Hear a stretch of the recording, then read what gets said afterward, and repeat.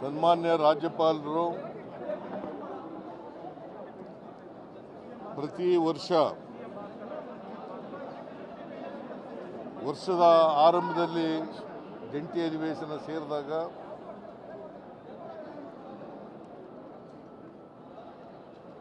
ಮತ್ತು ಹೊಸ ಸರ್ಕಾರ ಬಂದಾಗ ಜಂಟಿ ಅಧಿವೇಶನ ಉದ್ದೇಶಿಸಿ ಭಾಷಣ ಮಾಡ್ತಕ್ಕಂಥದ್ದು ಸಂವಿಧಾನದ ರೀತಿಯ ರಾಜ್ಯಪಾಲರ ಕರ್ತವ್ಯ. ಆರ್ಟಿಕಲ್ 176, 163 ಬಹಳ ಸ್ಪಷ್ಟವಾಗಿ ಹೇಳ್ತದೆ, ರಾಜ್ಯಪಾಲರು ಅವರು ತಯಾರು ಮಾಡಿದಂಥ ಭಾಷಣವನ್ನು ಓದಾಗಿಲ್ಲ.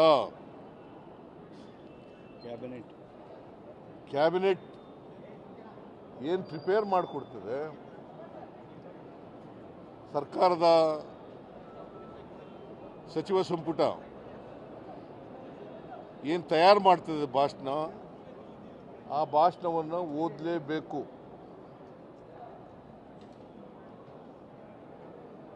ಇವತ್ತು ಜಂಟಿ ಅಧಿವೇಶನ ಕರೆಯಲಾಗಿದೆ. ಯಾಕಂದರೆ ಇದು ಮೊದಲನೇ ವರ್ಷ, ಮತ್ತೆ ಮೊದಲನೇ ಜಂಟಿ ಅಧಿವೇಶನ. ಜೊತೆಗೆ ವಿಶೇಷ ಅಧಿವೇಶನವನ್ನು ಕೂಡ ಕರೆದಿದೆ. ಕಾರಣ ಯಾಕಪ್ಪ ಅಂತಂದ್ರೆ, ಮಹಾತ್ಮ ಗಾಂಧಿ ಉದ್ಯೋಗ ಭರವಸೆ ಯೋಜನೆ ಅದನ್ನು ರದ್ದು ಮಾಡಿ, ಅದನ್ನು ರಿಪೀಲ್ ಮಾಡಿ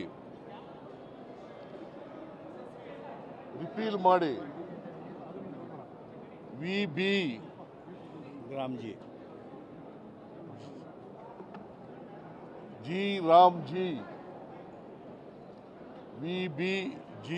ರಾಮ್ಜಿ ಕಾಯ್ದೆಯನ್ನು ಹೊಸದಾಗಿ ಮಾಡಿದ್ದಾರೆ. ನಮ್ಮ ಸರ್ಕಾರದ ತೀವ್ರ ವಿರೋಧ ಇದೆ. ಒಂದು,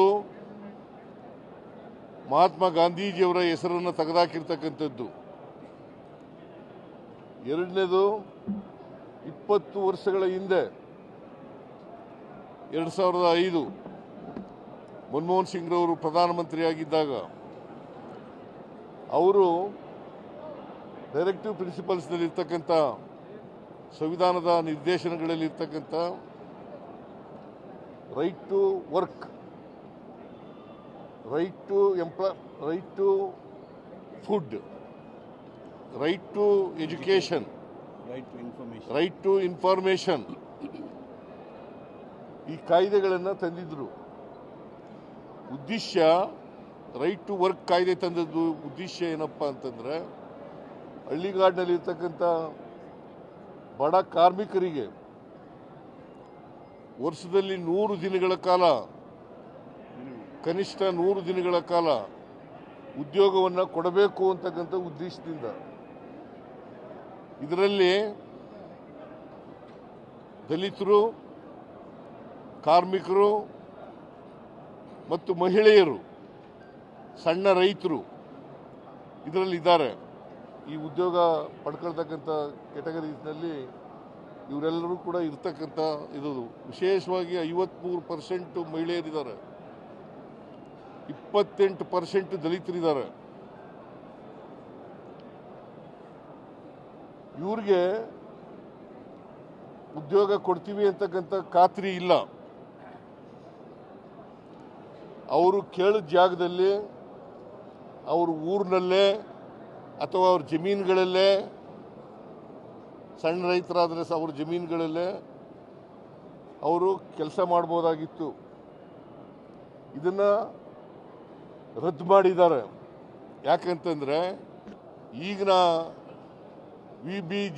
ರಾಮ್ಜಿ ಕಾಯ್ದೆನಲ್ಲಿ ಕೇಂದ್ರ ಸರ್ಕಾರ ತೀರ್ಮಾನ ಮಾಡಬೇಕು. ಕೇಂದ್ರ ಸರ್ಕಾರ ಎಲ್ಲಿ ಕೆಲಸ ಮಾಡಬೇಕು ಅಂತಂದರೆ ಅಲ್ಲಿ ಮಾಡಬೇಕು. ಅವರು ತೀರ್ಮಾನ ಮಾಡ್ತಾರೆ, ಎಲ್ಲಿ ಕೆಲಸ ಮಾಡಬೇಕು ಅನ್ನೋದನ್ನು ತೀರ್ಮಾನ ಮಾಡ್ತಾರೆ. ಆಮೇಲೆ 365 ದಿನಗಳು ಯಾವಾಗ ಕೆಲಸ ಕೇಳಿದ್ರು ಕೊಡಬಹುದಾಗಿತ್ತು, ಯಾವಾಗ ಕೆಲಸ ಕೇಳಿದ್ರು ಕೂಡ ಕೊಡಬೇಕಾಗಿತ್ತು. ಅದು ಸರ್ಕಾರದ ಕರ್ತವ್ಯ. ಜೊತೆಗೆ ಆಕ್ಷನ್ ಪ್ಲಾನ್ ಮಾಡ್ತಕ್ಕಂಥದ್ದು ಆಯಾಯ ಪಂಚಾಯಿತಿಗಳು, ಆಕ್ಷನ್ ಪ್ಲಾನ್ ಮಾಡ್ತಕ್ಕಂಥದ್ದು ಪಂಚಾಯಿತಿಗಳು, ಗ್ರಾಮ ಸಭೆಗಳು. ಇದನ್ನ ಈ ಕಾಯ್ದೆನಲ್ಲಿ, ಹೊಸ ಕಾಯ್ದೆನಲ್ಲಿ G Ram G BBG Ram G ಕಾಯ್ದೆನಲ್ಲಿ ಇಲ್ಲ. ವಿರೋಧ ಪಕ್ಷದವರು ಅದನ್ನು ಉದ್ದೇಶಪೂರ್ವಕವಾಗಿ ಡಿಫೆಂಡ್ ಮಾಡ್ಕೋತಾ ಇದ್ದಾರೆ. ಯಾಕಂತಂದ್ರೆ ಇವ್ರಿಗೆ ಯಾವುದೇ ಸ್ವಾತಂತ್ರ್ಯ ಇಲ್ಲ. ವಿರೋಧ ಪಕ್ಷದವರಿಗೆ ಕೇಂದ್ರ ಏನು ಮಾಡಿದ್ರು ಕೂಡ ಅದನ್ನು ಮಾಡಬೇಕು ಅಂತಕ್ಕಂಥದ್ದು, ಅದನ್ನು ಒಪ್ಕೋಬೇಕು ಅಂತಕ್ಕಂಥದ್ದು, ಅದನ್ನು ಸಮರ್ಥನೆ ಮಾಡ್ಕೋಬೇಕು ಅಂತಕ್ಕಂಥದ್ದು ಇವರಲ್ಲಿ ಇರ್ತಕ್ಕಂಥ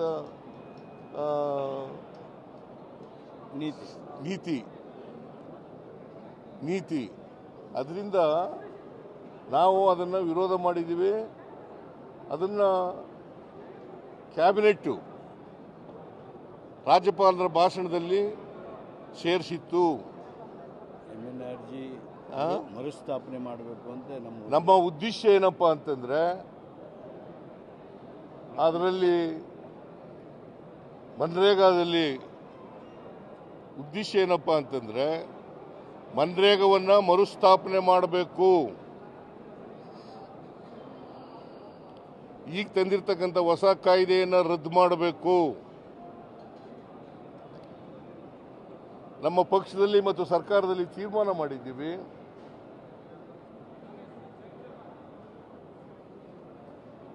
ಮನ್ರೇಗವನ್ನು ಮತ್ತೆ ಪುನರ್ಸ್ಥಾಪನೆ ಮಾಡೋವರೆಗೆ ಹೋರಾಟ ನಿರಂತರವಾಗಿ ನಡೀತದೆ.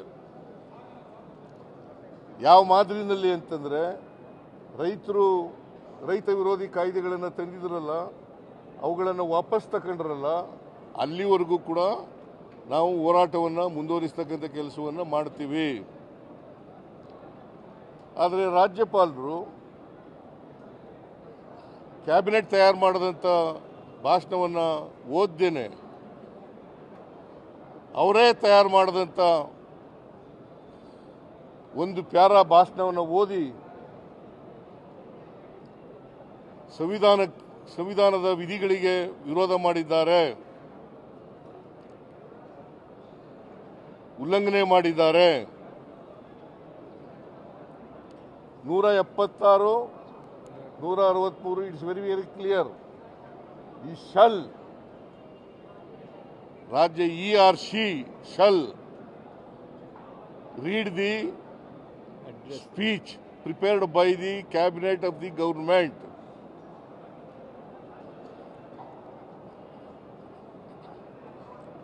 ಇದು ಇರ್ತಕ್ಕಂಥ ವಾಸ್ತವ ಪರಿಸ್ಥಿತಿ.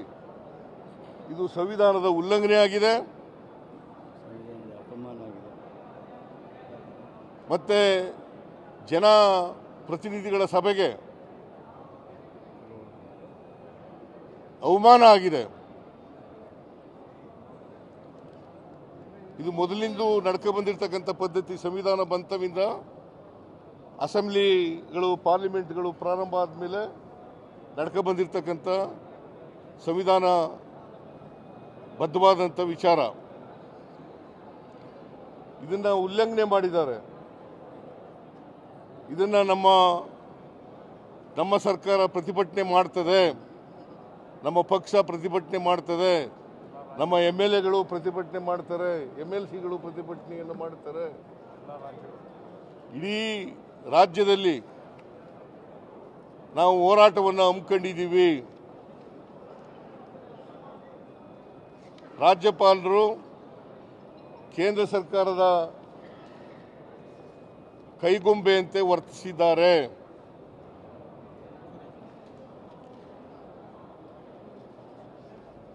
ಕೇಂದ್ರ ಸರ್ಕಾರ ಅವರ ಮಾಡಿರ್ತಕ್ಕಂಥ ತಪ್ಪನ್ನು ಮುಚ್ಚಿಕೊಳ್ಳಲಿಕ್ಕೋಸ್ಕರ ರಾಜ್ಯಪಾಲರ ಕೈಲಿ ಬೇರೆ ಭಾಷಣವನ್ನು ಓದಿಸಿದ್ದಾರೆ. ಇದು ಸಂವಿಧಾನ ಬಾಹಿರ,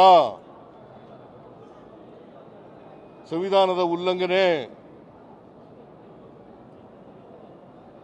ಅವರ ಕರ್ತವ್ಯವನ್ನು ಪಾಲನೆ ಮಾಡಿಲ್ಲ, ಅವರ ಜವಾಬ್ದಾರಿಯನ್ನು ಪಾಲನೆ ಮಾಡಿಲ್ಲ.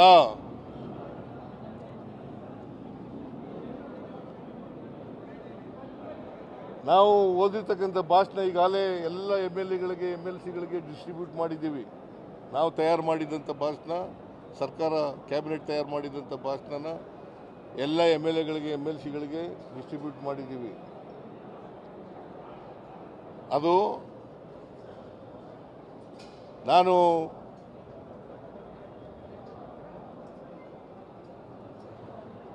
ಮತ್ತೆ ನಿಮ್ಮ ಜೊತೆ ಮಾತಾಡ್ತೀನಿ. ನಾನು ಗಾಂಧೀಜಿ ಹೆಸರನ್ನು ಕೂಡ ತೆಗೆದುಬಿಟ್ಟಿದ್ದಾರೆ.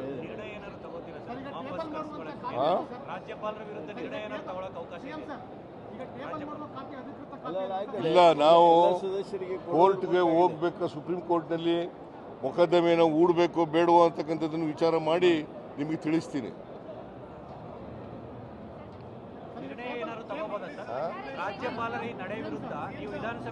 ಇಲ್ಲ, ನಾನು ಈಗ ಕೂತ್ಕೊಂಡು ಮಾತಾಡ್ತೀನಿ, ಬೇರೆ ಮಂತ್ರಿಗಳ ಜೊತೆ ಮಾತಾಡ್ತೀನಿ, ಲಾ ಮಿನಿಸ್ಟರ್ ಜೊತೆಗೂ ಮಾತಾಡ್ತೀನಿ.